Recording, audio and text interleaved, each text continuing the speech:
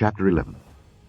And it came to pass, when Jabin king of Hazor had heard those things, that he sent to Jobab king of Madon, and to the king of Shimron, and to the king of Akshaph, and to the kings that were on the north of the mountains, and of the plains south of Kinneroth, and in the valley, and in the borders of Dor on the west, and to the Canaanite on the east and on the west, and to the Amorite, and the Hittite, and the Perizzite, and the Jebusite in the mountains, and to the Hivite under Hermon in the land of Mizpeh.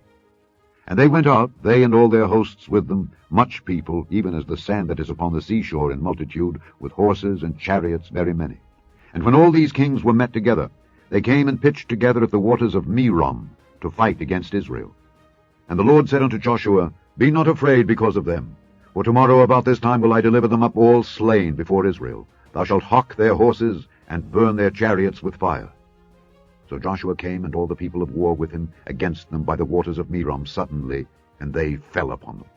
And the Lord delivered them into the hand of Israel, who smote them, and chased them unto great Zidon, and unto Misrephoth-maim, and unto the valley of Mizpeh eastward. And they smote them until they left them none remaining. And Joshua did unto them as the Lord bade him. He hocked their horses, and burnt their chariots with fire. And Joshua at that time turned back, and took Hazor, and smote the king thereof with the sword. For Hazor beforetime was the head of all those kingdoms. And they smote all the souls that were therein with the edge of the sword, utterly destroying them. There was not any left to breathe. And he burnt Hazor with fire. And all the cities of those kings, and all the kings of them, did Joshua take, and smote them with the edge of the sword, and he utterly destroyed them, as Moses the servant of the Lord commanded. But as for the cities that stood still in their strength, Israel burned none of them, save Hazor only. That did Joshua burn. And all the spoil of these cities, and the cattle, the children of Israel took for a prey unto themselves. But every man they smote with the edge of the sword, until they had destroyed them, neither left they any to breathe.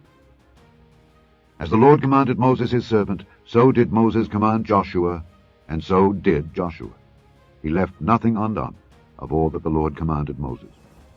So Joshua took all that land, the hills, and all the south country, and all the land of Goshen, and the valley, and the plain, and the mountain of Israel, and the valley of the same, even from the Mount Halak that goeth up to Seir, even unto Baal-gad in the valley of Lebanon, unto Mount Hermon.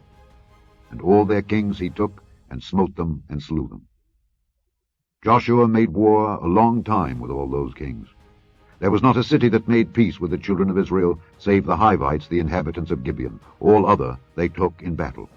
For it was of the Lord to harden their hearts, that they should come against Israel in battle, that he might destroy them utterly, and that they might have no favor, but that he might destroy them, as the Lord commanded Moses.